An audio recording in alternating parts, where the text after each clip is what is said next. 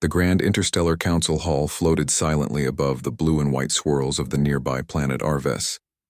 Light from distant stars reflected off the polished metallic walls of the chamber, casting soft glimmers across the vast space. Hundreds of alien delegates from countless worlds filled the seats, their forms strange and varied. Some were tall and translucent, their glowing veins pulsing softly. Others were short, armored in natural exoskeletons that clinked faintly as they shifted. Most had eyes too many or too few, wings, tentacles, or limbs that bent in impossible ways. Yet despite their differences, all were united in one thing: skepticism toward humanity.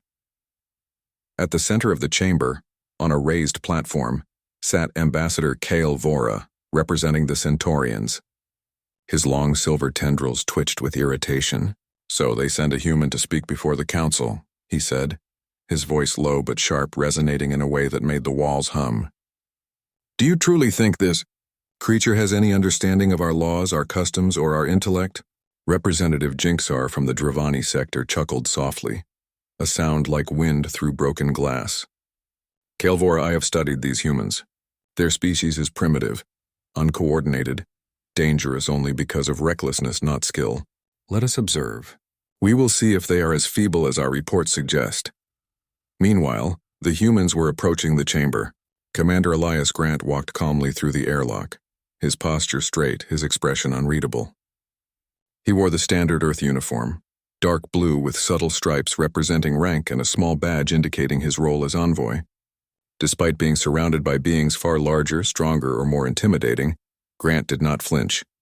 Every step he took exuded quiet confidence. The council's chambers had never been quiet, yet silence fell like a heavy blanket when he entered. The alien's eyes, or whatever sensory organs they used, fixed on him. He could feel the tension in the air, a mix of curiosity, doubt, and barely concealed mockery. "Greetings, honored members of the Grand Interstellar Council," Grant said, his voice steady and calm. "I am Commander Elias Grant of Earth.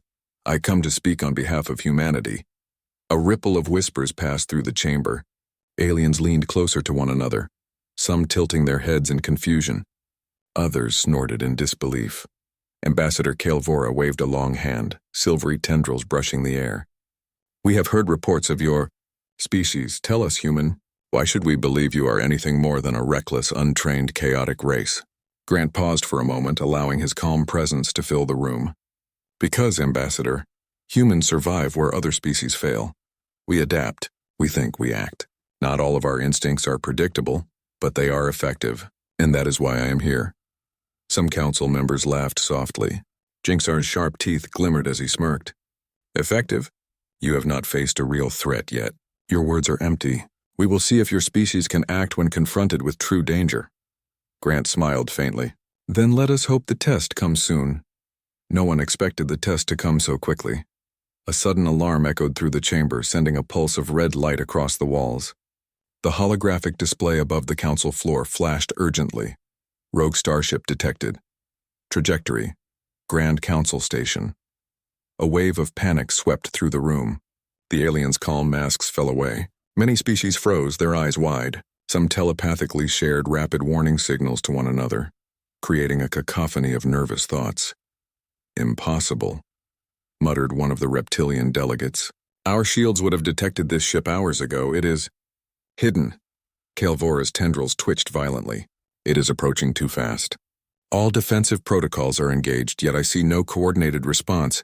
We may be too late." The rogue starship emerged from the void like a predator descending on prey. Its hull was black, angular, covered in strange energy patterns that shimmered unpredictably. Its weapons glowed with a deadly orange light. The council members began shouting commands at one another, some trying to activate defensive drones, others attempting to summon energy shields. But confusion ruled. Their species, individually powerful, lacked coordinated instinct in the chaos of an unexpected attack. Grant did not shout. He did not panic. He simply assessed. The humans present on the station, tasked with maintenance and minor security, looked to him for guidance. Without hesitation, Grant moved forward. "Form teams. Protect the council. Follow my orders exactly. Use every tool available. Do not wait for permission." Aliens froze at his words. To them, the concept of taking action without council approval was unthinkable. Orders, protocols, and formalities were sacred, yet the humans moved like predators awakening. They ran through corridors, activating emergency systems, redirecting energy flows, and improvising weapons from station tools. They coordinated silently with hand signals, nods, and instinctual understanding of each other's movements. Jinxar's eyes narrowed. "How?" he whispered. "They act with precision, without telepathy. Without our coordination protocols, they are organized predators." The rogue starship fired its first volley. Energy blasts tore through empty corridors, sending alarms ringing and sparks flying. Aliens panicked, some retreating in fear. Humans responded immediately, using barriers, repurposed machinery, and clever traps. One team activated the station's magnetic fields to divert incoming energy blasts. Another used repair drones to redirect hull panels as improvised shields. Every human acted with instinctive timing and adaptability. Grant moved through the chaos with calm authority. "Team Alpha, redirect the energy conduits to Corridor 7. Team Beta, use the maintenance tethers to immobilize the starship's entry port. Move fast, no hesitation." The humans executed the commands flawlessly. The rogue ship was slowed, its approach faltering. The aliens watched in disbelief as the humans adapted to every new challenge the ship threw at them. Where the aliens relied on brute force or telepathy, the humans relied on quick thinking, observation, and fearless action. Kale Vora whispered almost to himself. "I have never seen a species respond with such raw instinct. They are predators, but not for destruction alone. They are predators for survival. And yet, coordinated beyond belief. The council chamber itself became a battlefield of strategy, not violence. Humans used the environment, timing, and instinctual teamwork to neutralize threats. A maintenance lift became a swinging barrier. Power conduits became traps for energy pulses. Drones that were designed for cleaning were repurposed to disable enemy systems. The rogue starship, unable to predict these unconventional defenses, began to falter. Its energy shields collapsed, its weapons misfired, and finally, with a controlled precision that only humans could manage under pressure, the ship was disabled. It floated harmlessly outside the station, its crew either incapacitated or fleeing into the void. Silence fell once more.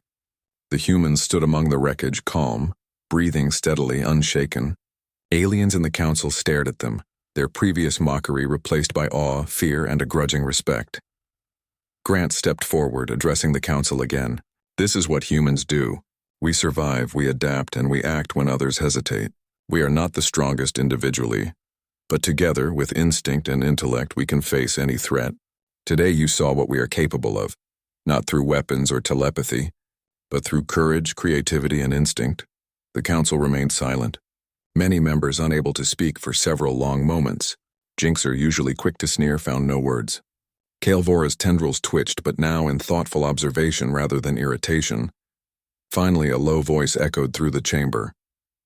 "Perhaps we underestimated them," said one of the elder delegates, a being whose form shimmered like liquid metal. "Perhaps humanity is not as primitive as we believed." Grant inclined his head respectfully. "We are learning too," he said simply, "and we hope to share that learning with you if you are willing to listen." The chamber, once filled with skepticism and mockery, now held a new energy, a mix of respect, curiosity, and caution. Humans had proven something vital that no report, no observation, no rumor could ever convey. They were not just survivors, they were instinctive predators, capable of rising to challenges without hesitation, without fear, and with intelligence that combined both heart and mind. For the first time in the Council's history, the galaxy paused to truly watch humanity, not as a species to be feared, dismissed, or studied from afar, but as a species that could shape events, survive impossibly, and command respect without demanding it. And Commander Elias Grant, calm as ever, simply prepared for the next challenge. Because if today had shown the Council one thing, it was that humanity's instincts were always ready, without warning, without fear, and without fail.